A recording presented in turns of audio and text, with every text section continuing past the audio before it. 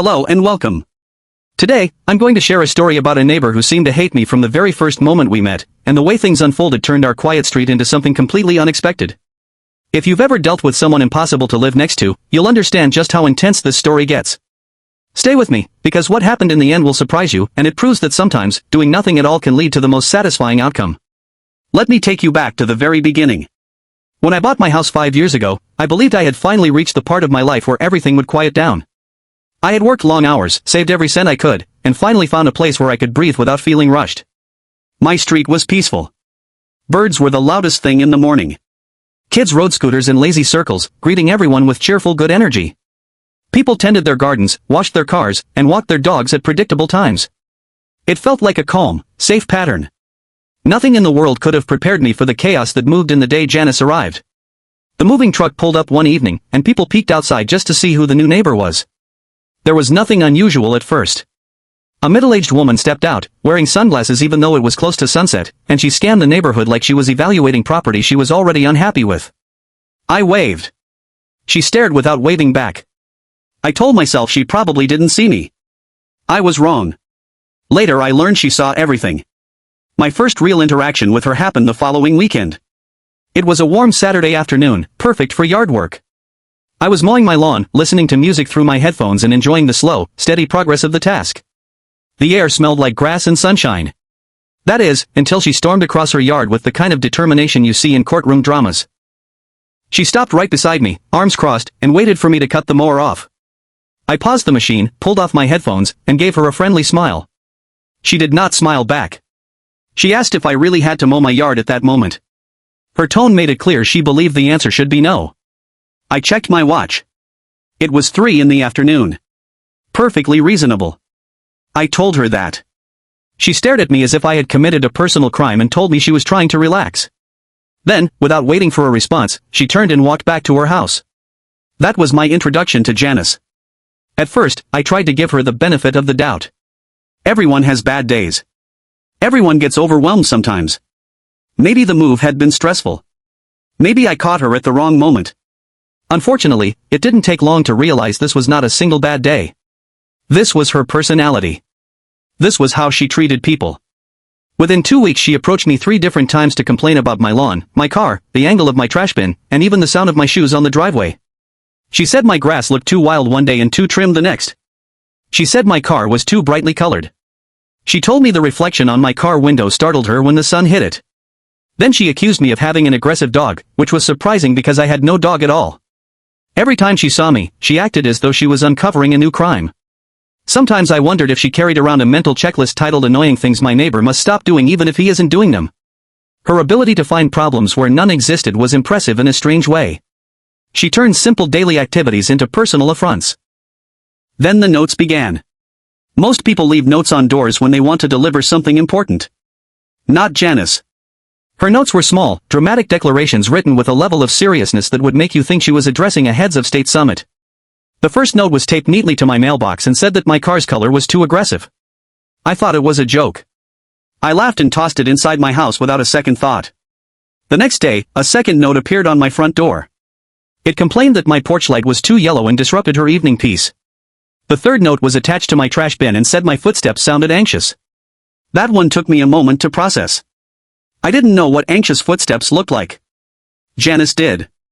The fourth note was taped to my fence and was the most direct one yet.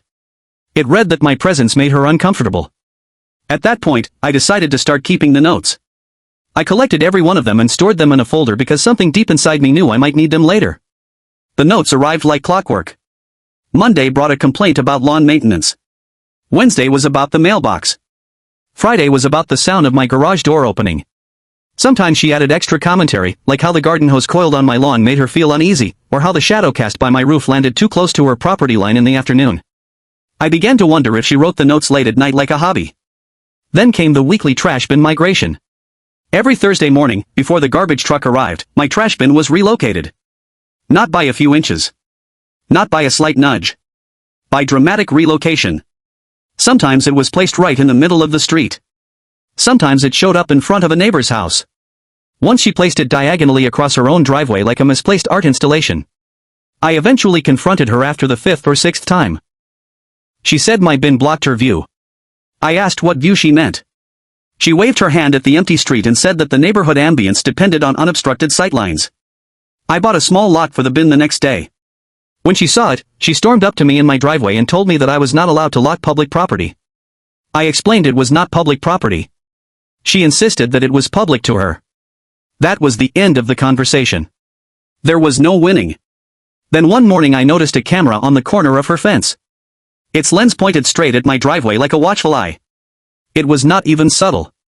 I marched right over and told her she needed to adjust it. She smiled in a way that suggested she enjoyed the situation and told me that if I had nothing to hide, I should not worry. Her face held the satisfied expression of someone who believed she had outsmarted the entire world. I reported the camera and, to her absolute outrage, she was told she had to reposition it. Watching her remove it felt like watching someone surrender their crown. She complained loudly for days afterward about privacy, even though she had been the one invading mine. After the camera incident, something in her shifted. Her disapproval went from frequent to constant. She began standing on her porch every time I stepped outside. She crossed her arms, narrowed her eyes, and stared at me as if she was waiting for me to mess up. She monitored everything. If I watered my plants, she glared. If I carried groceries inside, she glared. If I waved to a passing neighbor, she glared with even more intensity. And apparently she wasn't only targeting me. She yelled at a group of kids for laughing too loudly. She told a retired couple that their bird feeder disrupted nature. She told a teenager that practicing the violin was an auditory disturbance. She even blamed someone 3 houses down for not aligning their holiday decorations with the rest of the street. Carl, who lives 2 houses over, had a family and a golden retriever. His family was one of the kindest on the street. Janice still managed to pick fights with them. She shouted at his kids for riding their bikes on the sidewalk. She told his wife her flowers were too colorful. She moved their recycling bins multiple times because she believed they ruined the aesthetic of the street. Every time she did something dramatic, Carl would give me a look that said we were unwilling members of the same club.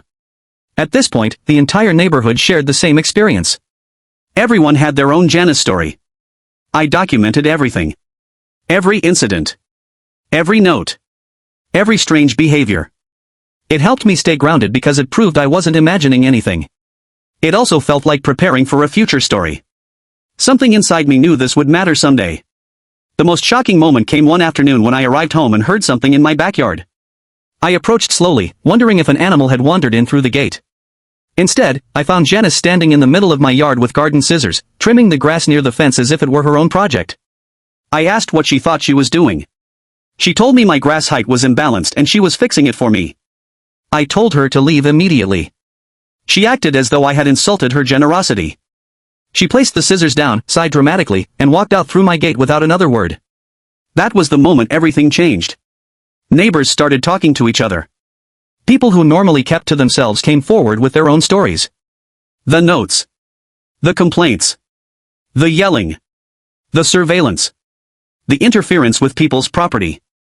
The attempts to control everyone's schedules and habits. Story after story surfaced, each one lining up perfectly with the ones I had documented. And finally, the neighborhood decided it was time to confront her. The neighborhood meeting happened on a warm evening where the sky glowed orange and pink, the kind of sunset that usually made our street feel peaceful. But that evening, everyone walked with a purpose. People carried folders, phone screenshots, and months of frustration.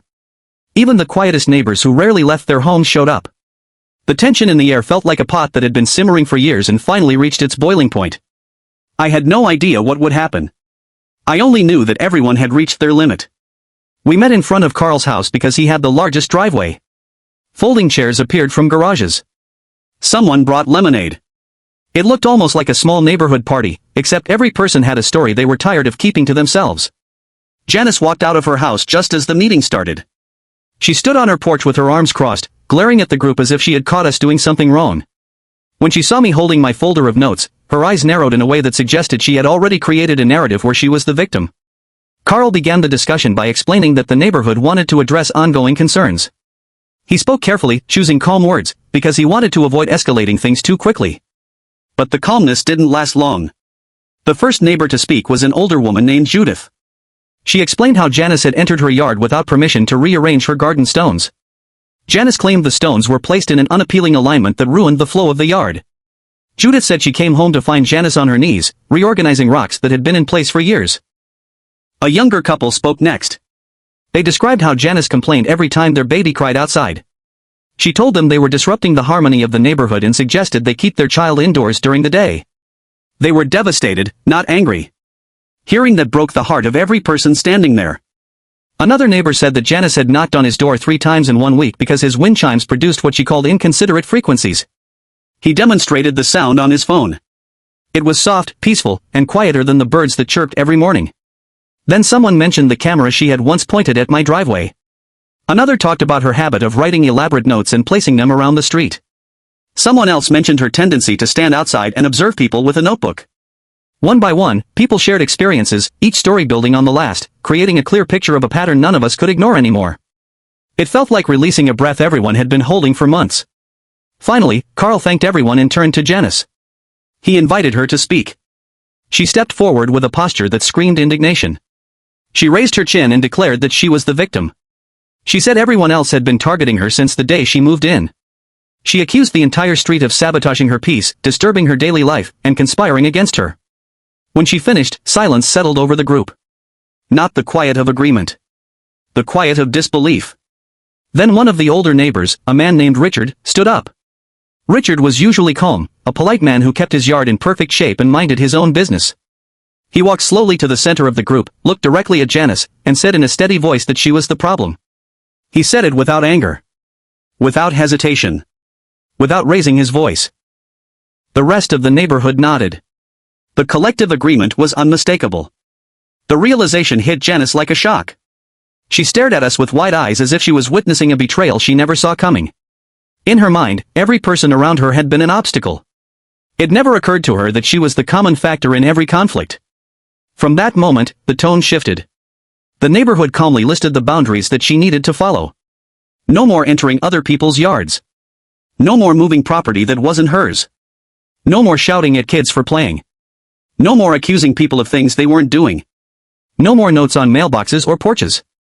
No more surveillance aimed at private driveways. No more creating her own rules for everyone else to follow. For once, Janice said nothing. Her face flushed, and she gripped the railing of Carl's porch as if she needed support just to stand. Then she stormed off without responding. The meeting ended quietly. People returned their chairs, collected their papers, and walked home. But as they left, there was a new sense of unity in the air. It felt like the street had collectively reset itself. And something incredible happened after that. Janice disappeared from the neighborhood social scene. She stopped standing on her porch to watch people. She stopped leaving notes. She stopped confronting neighbors. She avoided everyone. She walked outside only when she absolutely had to, and even then she moved fast, head down, as if she wanted to pretend no one else existed. The street gradually regained its peaceful rhythm. For the first time since Janice moved in, I could mow my lawn without worrying about an audience. Kids played freely again. People watered their flowers without being told they were too bright or too fragrant. Delivery drivers stopped avoiding our block. Everything felt normal again. Months passed, and the tension that had once wrapped around the street loosened completely. But Janice didn't just become quiet. She became isolated. She stopped waving at anyone. She never spoke to people. She kept her curtains shut. Her house became a closed box in a neighborhood full of life. The neighborhood slowly returned to normal. Kids played outside again. Neighbors chatted in driveways. I could mow my lawn without worrying about someone watching or judging. Peace had returned. Janice stayed out of everyone's way. No more notes. No more moving trash bins. No more yelling at kids or scolding dogs. She existed quietly, almost like she had learned the hard way that pushing people away only left her alone. Time went on, and her behavior shifted subtly. She planted flowers in her yard. She set out a small bench. Occasionally, she waved when someone passed by. It wasn't much, but it was enough to show she was changing. Eventually, she moved away quietly. Before leaving, she left small handwritten notes in every neighbor's mailbox, apologizing and thanking everyone for teaching her how to live peacefully with others. The street returned fully to its calm, welcoming rhythm. People learned something important from the whole ordeal. Sometimes, the most powerful thing you can do is stay calm, stay consistent, and let life teach its lessons. Janice got exactly what she deserved, not punishment, not humiliation, but a chance to face herself and grow. And the best part? None of us had to do anything dramatic. We just stood together, stayed patient, and let the story unfold.